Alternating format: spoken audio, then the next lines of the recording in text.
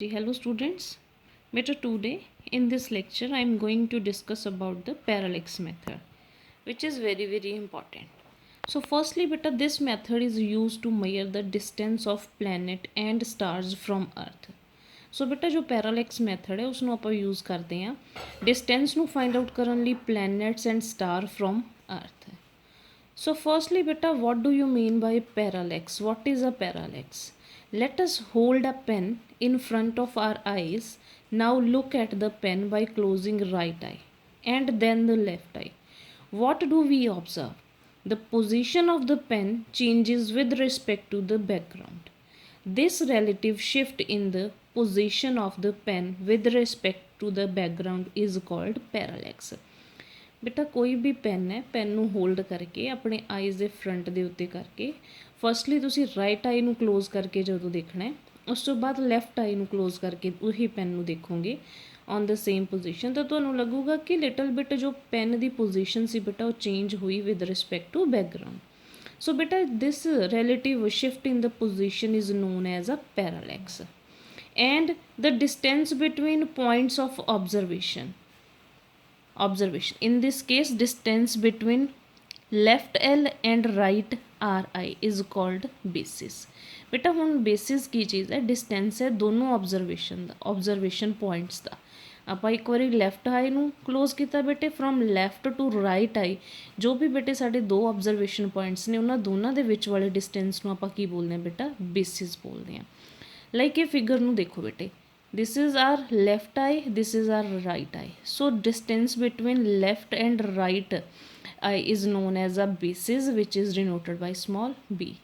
And O is the observation object ਜਿਸ ਨੂੰ ਤੁਸੀਂ ਬੇਟਾ observe ਕਰ ਰਹੇ ਹੋ, ਉਹ ਪੈਨ ਕੀ ਹੈ ਬੇਟਾ? which is at point O ਹੈ. ਠੀਕ ਹੈ ਜੀ. Now next thing beta, parallax angle or parallax angle. The angle subtended by the basis at the object is called parallax angle.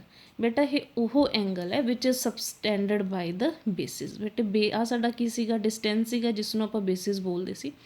ਬੇਟੇ ਇਸ ਦੇ ਨਾਲ ਜੋ ਆਬਜੈਕਟ ਦਾ ਐਂਗਲ ਬਣੂਗਾ theta, this is known as a parallax angle.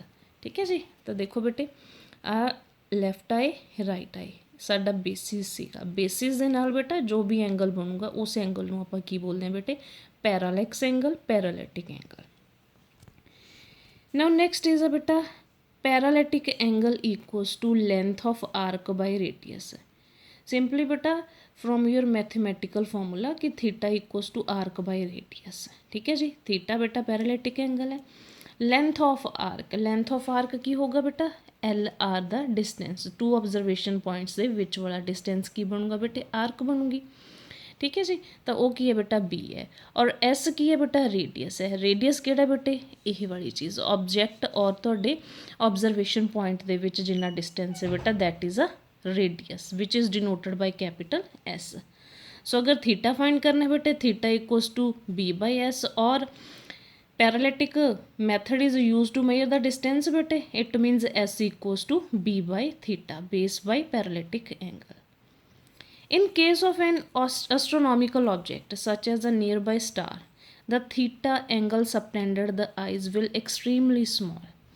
ਬੇਟੇ ਜਿੰਨੀ ਜ਼ਿਆਦਾ ਕੋਈ ਵੀ ਚੀਜ਼ ਦੂਰ ਹੋਊਗੀ ਉਨਾ ਜ਼ਿਆਦਾ ਬੇਟਾ ਐਂਗਲ ਸਾਡੀ ਆਈ ਤੋਂ ਜਿਹੜਾ ਆਬਜ਼ਰਵੇਸ਼ਨ ਪੁਆਇੰਟ ਦਾ ਐਂਗਲ ਹੈ ਉਹ ਸਮੌਲ ਹੋਊਗਾ. And it can not be measured, ਉਸ ਨੂੰ ਮੇਜਰ ਕਰਨਾ ਪੋਸੀਬਲ ਨਹੀਂ ਹੋਊਗਾ ਕਿਉਂਕਿ ਬੇਟਾ ਐਕਸਟ੍ਰੀਮਲੀ ਸਮੌਲ ਹੋਊਗਾ.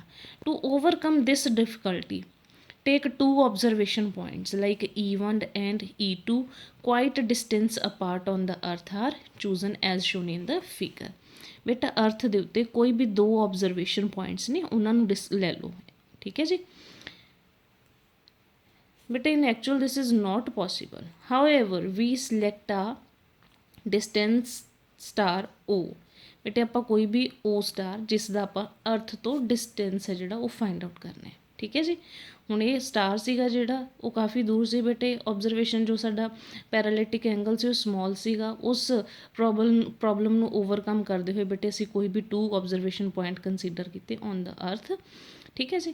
ਹੁਣ ਉਸ ਤੋਂ ਅੱਗੇ ਬੇਟਾ ਐਂਗਲ OE1 ਔਰ O ਡੈਸ਼, ਇਸ ਐਂਗਲ ਨੂੰ ਬੇਟੇ ਆਪਾਂ ਸਪੋਜ਼ ਕਰ ਲਿਆ ਕੀ ਹੈ ਬੇਟਾ? 5 1 ਹੈ. ਸਿਮਿਲਰਲੀ ਦਿਸ ਐਂਗਲ ਇਜ਼ ਫਾਈ 2 ਹੈ। ਬੇਟੇ ਸਾਡੇ ਆਬਜ਼ਰਵੇਸ਼ਨ ਪੁਆਇੰਟ ਦਾ ਇਸ ਰੇਡੀਅਸ ਦੇ ਨਾਲ ਜੋ ਐਂਗਲ ਹੈ ਫਾਈ 1 ਸਪੋਜ਼ ਕਰ ਲਿਆ, ਫਾਈ 2 ਲੈ ਲਿਆ। ਹੁਣ ਬੇਟੇ ਟੋਟਲ ਐਂਗਲ ਕੀ ਹੋਊਗਾ ਦੋਨਾਂ, ਜਿਵੇਂ ਆਪਾਂ ਕਹਿੰਦੇ ਕਿ ਐਕਸਟਰਨਲ ਐਂਗਲਸ ਦਾ ਸਮ ਇੰਟੀਰੀਅਰ ਦੇ ਇਕੁਅਲ ਹੁੰਦਾ, ਤਾਂ ਇਹ ਇੰਟੀਰੀਅਰ ਜਿਹੜਾ ਸੀਗਾ ਉਹ ਫਾਈ 1 ਪਲੱਸ ਫਾਈ 2 ਹੋ ਜਾਊਗਾ। It means parallactic angle theta equals to phi 1 plus phi 2। now use equation 1 ਬੇਟਾ, using equation 1 s equals to b by theta। ਸੋ ਬੇਟਾ ਥੀਟਾ ਦੀ ਜੋ ਵੈਲਿਊ ਹੈ ਉਹ ਕੀ ਪੁੱਟ ਕਰੋਗੇ, ਫਾਈ 1 ਪਲੱਸ ਫਾਈ 2। ਤਾਂ ਬੇਟਾ ਇਹ ਕੀ ਆ ਗਿਆ, ਡਿਸਟੈਂਸ ਆ ਗਿਆ। By using this formula we can measure the distance between any planet from the and the earth। so this is all about here the parallax method।